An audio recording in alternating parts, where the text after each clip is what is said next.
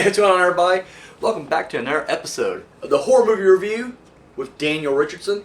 And yes, tonight we're hitting a big favorite in the horror community. We're talking about Evil Dead 2. Before I get there, let me get to some news, or what passes as news in this era. Like, there ain't shit. Like, I'm scraping the bottom here, trying to get some news together. It's ridiculous. On a side note, if you hear my belly grumbling, it's because I'm fucking hungry. I'm gonna go off on the side here. It's my show. I'll do what I want to do. But, I think I've mentioned before, I'm on, a diet. Had to lose some weight. And honestly, I wouldn't care. I didn't lose weight, actually. It was just it's health issues. I have, bad cholesterol and high blood pressure. And blood sugar is ridiculous. And it was bad news. The doctor tells me this. But I have a kid coming. I got a son coming. And I was like, well, shit. I have to be around for him. Because if it wasn't for the kid, I'd be like, fuck it. Donuts and ice cream all day long, and it'd be great. Like, why couldn't I just get obese? Like, everybody else gets to become morbidly obese before the doctor's like, well, you need to cut that out. I don't even get to be morbidly obese. I get a slight gut, and then just everything on the inside just goes to shit. Anyways, the good news of it all is I've lost 35 pounds, which is fucking woohoo. Whatever. I'm miserable all the time. Like, that's all I think about. Like, I didn't think, it's true, the first couple weeks to a month is the worst. You're just like, after a while, you just kind of get used to it. But my God, it's like I'm constantly driving by and I'm just like, we got this place. I forget, it has a weird name, but we just call it the burrito place. It's like if Subway served burritos. That's what it is. Like, you go down the line and they just put shit in it. It's great. It's fucking delicious. And I'm just like, God, I want a huge burrito right now. Like, I don't even like we don't even like is like appetizing to me right now. But enough about me. Let me just give me a quick little drink of this unsweet tea. It's so fucking delicious. Yeah. So, let's get to some news. Apparently there's a thing called QuakeCon. You guys remember the game Quake? Like, I don't know if this is like still popular or not. Like, I remember when I was in high school, that was the big thing. Like, everybody was all about Quake. It was like one of the first like multiplayer games, like big ones. First person shooter. Like, it always reminded me a lot of Doom, but of course this is like something you can play with other people or whatever. And I just never, I'm explaining like you guys don't know. Like, I think everybody in the world knows Quake. I'm not a big gamer, and that was like, I don't know. I was never into Quake. Sorry. I liked what was the game I was into? Time Splitters. I love Time Splitters. It was like a cheesy, low rent version of that, but it had like monsters and shit. I don't know. Time Splitters is awesome. Anyways, I digress. Apparently they're having QuakeCon, and I guess it's a virtual online convention about Quake. I don't know what all QuakeCon has going for it, but I do know a couple things. Is they're giving away free copies, free downloads of Quake and Quake 2. So if you're a big Quake fan and you want to get yourself a copy, go to QuakeCon. Jesus wept. This is some horrible news. All right, we got some better one. It builds up. So, over on AMC, I don't know if you guys watched it or not when it came out. Eli Roth had his History of Horror series. It was like 5 or 6 episodes, and just like each episode tackled a different subgenre or whatever of horror. It had people like Stephen King, Quentin Tarantino, Scream Queens, legends of the thing. It was just like everybody talking about horror. Like Jordan Peele was in there, Kane Hodder. I don't know. There's a ton. I mean, the list is ridiculously long, but just a great in-depth documentary. Now, it's one of those things where it's great to hear, but for the most part, like being a hardcore horror fan, you ain't learning nothing new. But it is fun to just hear what other people have to say about. Like, there's a funny little anecdote where Jack Black is talking about how he watched Rosemary's Baby with his pregnant wife, and then like she freaked out, and he's like, "Oh yeah, she's pregnant. Probably shouldn't, let her watch that movie." I don't know, so like that. Just I don't know. I find it humorous. But anyways, they're doing a season 2 coming up, so pretty pumped about that. I don't watch it on AMC, but it goes to Shudder. That's where I caught it at. It was on Shudder. So yeah, Eli Roth's History of Horror season 2, and seems like this next one, it's like some of them are subgenres, but then some of them are like like they do a whole thing about Scream Queens, I think, and there's something else like or Effects. I think is another one they're doing the whole thing on. I just got done watching In Search of Darkness. I think is what it was. It's like an 80s horror, like 4.5 hour long documentary, which is fucking awesome. it did take me 2 days to finish it. Like I watched 2 hours or so one night and then finished it the next day. But it was like the final word on just anything horror. Now it was only set in the 80s, but still, yeah, I feel like they're gonna be covering a lot of the same ground here, and I'm gonna be like, it is what it is, I guess. And speaking of AMC, does anybody remember the '92? I think it was '92 film. Stay Tuned had John Ritter and the guy who wound up being like a weird sicko pedophile guy. Shit, he was the principal on Ferris Bueller's Day Off, and he was in Beetlejuice, and Jeffrey Jones. Yeah, Jeffrey Jones. He plays like the devil or something like that, and basically John Ritter and his wife get sucked into the TV, and like every channel's fucked up, and they're just trying to survive and escape. And I always said that would make for either a great video game, like make it horror, where every level would be a different world of horror, you know, and if you can't get the rights, because people are dicks nowadays, won't give out the rights and sue and shit, you can do like friendly knockoffs or whatever, but you can like literally, you know, but then you have to try to make your way through it. And I always thought, like, if it didn't work like that, do a TV series, make it horror, but like literally, like, you know, I remember seeing a TV movie, or maybe it's a short, I don't remember. Not TV movie, sorry. It's a straight-to-video movie or a short. But it was the same kind of thing. Or it was like on the internet where this guy ends up getting drunk one night and somehow he gets sucked into his VHS collection. And that's all the movie was. Like the series was going to be was him jumping from 80s horror film to 80s horror film. And of course, they weren't like real horror films. They were like, you know, knockoffs and clearly meant to be that. But I always loved that concept. Well, I guess AMC's going to be doing a mini-series for Stay Tuned. No word yet on what the details are, but I mean, I'm guessing it's going to be kind of the same thing. People get sucked into their thing. I remember into the TV. I remember really liking that movie, and it didn't really seem like it took off at all. Like, I don't know if it's just people from my age who remembers it and liked it. I thought it was a fun movie, but I never did, like, pursue it. I never did, like, buy it on DVD or anything like that, but I liked it. I remember liking it. I just remember, like, the big thing was, like, toward the end, just a bunch of different shows popping up, and they were all, like, bad parodies. Like, every show had like some sort of like murder type of tie into. I don't know. It was fun stuff. Netflix is doing the sequel for The Babysitter. Comes out next month. I really like The Babysitter, but I'll be honest with you, I don't remember a whole lot about it. I remember just thinking like it kind of reminded me a little bit of Home Alone for some reason, even though it's not quite like that. Where Bella Thorne is his babysitter, and that she ends up having like some kind of satanic cult group, if I remember correctly, together, and it's just like it looks like a cast from like a CW TV show. Like it just a bunch of beautiful, young, sexy people who can somewhat act, and yeah, and then when the kid discovers like holy crap, they're Satanists, they try to kill the kid, and he ends up taking them off one by one. I remember really liking it, but honestly, I'm very hazy on the details. That's the problem with like Netflix straight to video or straight to Netflix shows. Like unless something really happens that pops out, I don't remember half of it. Like it just blurs together. But anyways, that's the problem. That's the other problem with we got too much movies and outpour and streaming and stuff like that. It's like I see so much shit in 1 year, and then at the end, it's like I don't remember anything from that movie. Anyways, the sequel comes out next month on Netflix, and it's called The Babysitter, Killer Queen. And they brought the cast back, so like Bella Thorne, like, she died at the end of this one. I think she died. Did she not end the first one? I don't remember. Doesn't matter, I guess. She's back. And then the kid, who's actually a little bit older now, and is picking up with his story. So I'm interested to see how it is. I want to check it out. And then I may have to watch the first one again to kind of get a refresher on it, but then I'll check out, The Babysitter, Killer Queen. And finally, we're going to talk about Robert Englund as his own coffee brand coming out, which is ironic because, you would think he wouldn't want you to drink coffee so he can stalk you in your dreams, but it's not the case. Well, that's the character he plays. The real guy loves coffee, apparently. The company is called Dead Sled Coffee. Like, I don't know if they just specialize in horror brand stuff, but I guess they're working with Robert Englund to do his Robert Englund coffee, and they're going to be doing, I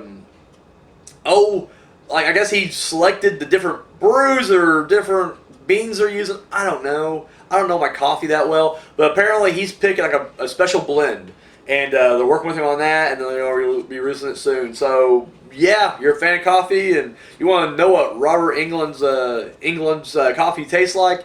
There you go. I don't know if there's a website or not, but I'm sure you type in Dead Sled Coffee, something's gonna pop up. So, anyway, that's the news. So let's now get into Evil Dead 2. We're traveling back to 1987, and the basic story is Ash. Of course, he survived part 1, and once again he's holed up in this cabin with some strangers this time. Some strangers show up, and Deadites are trying to kill him.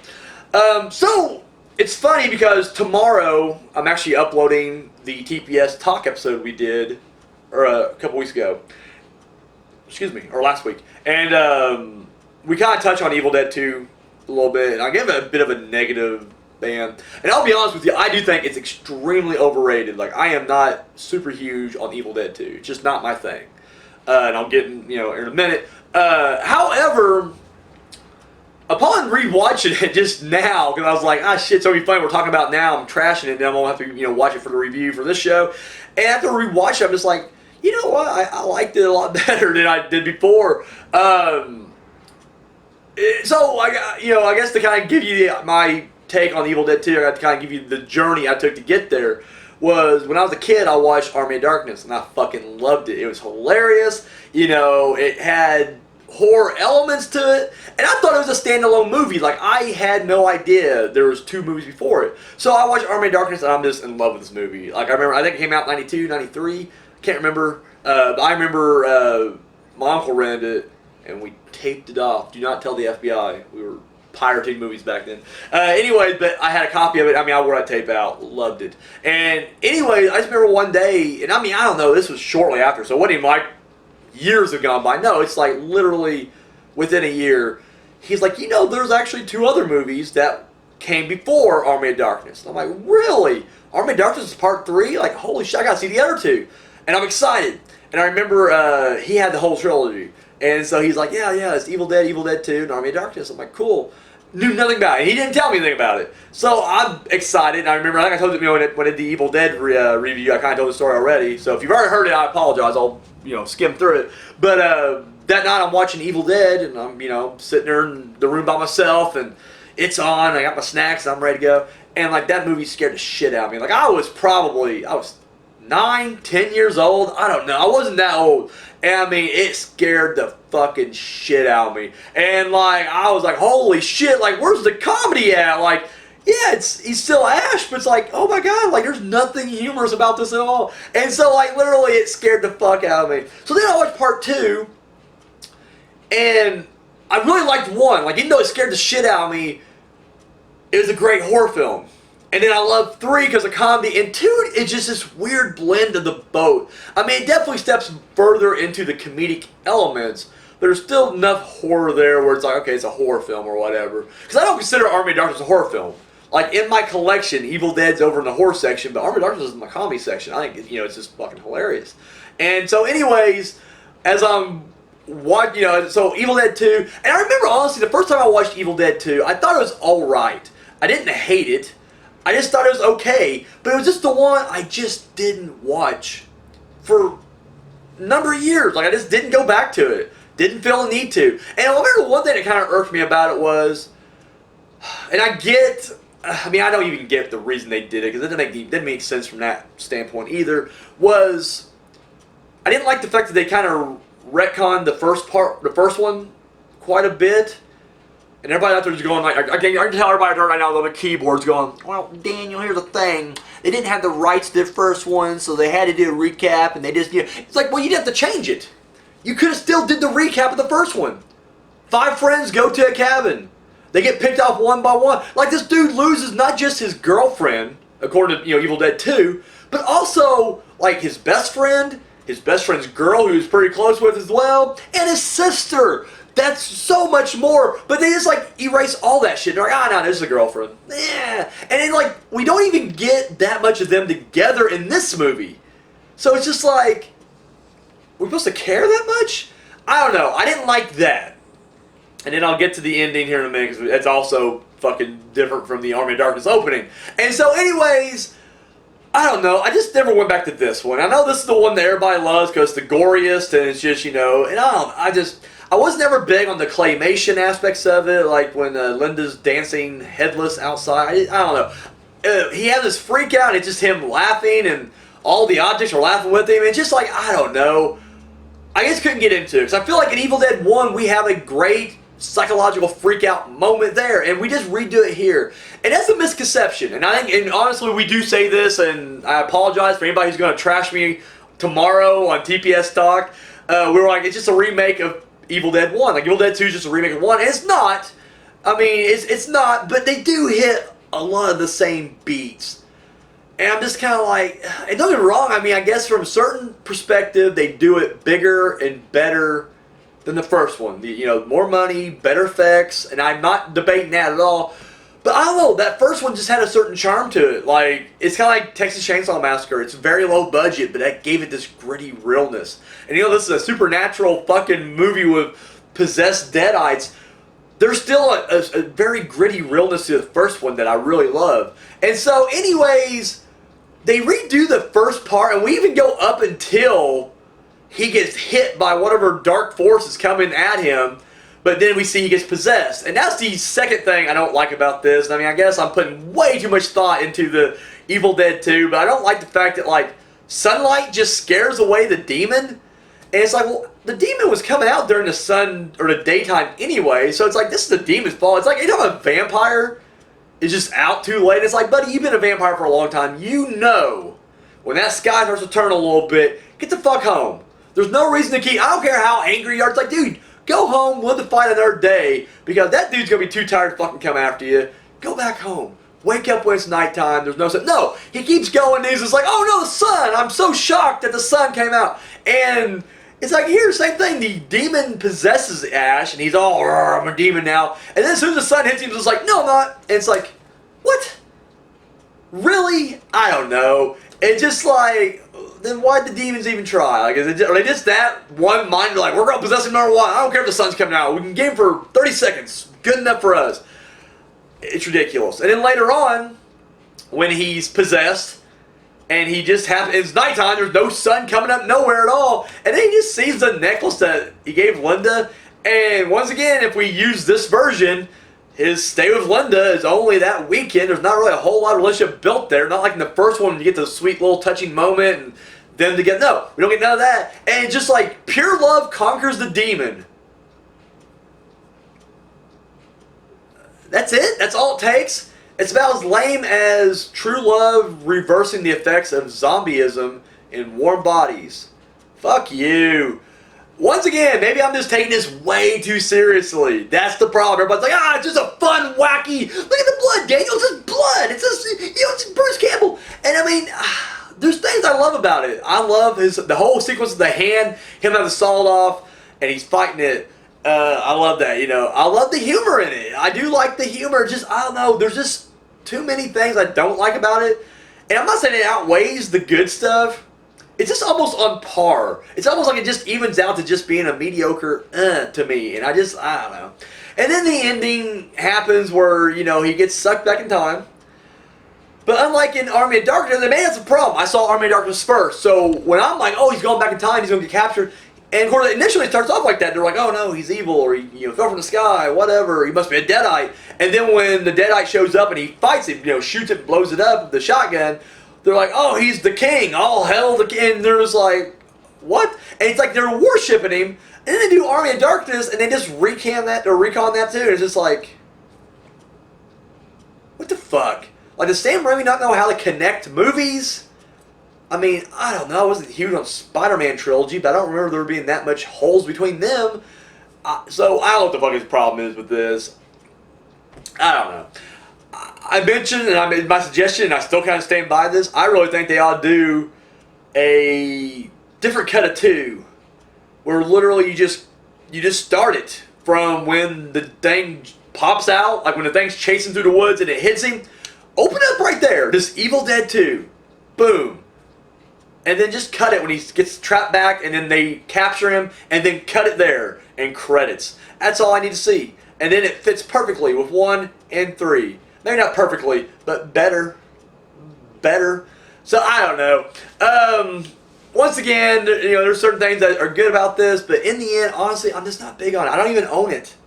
And normally that guy who has to be completist, like, I gotta have them all. I can't just skip around. And at this age, I'm just like, I don't care anymore. And that's just one of those movies I just never bought. I have no reason to buy it. I'm just like, I won't watch it.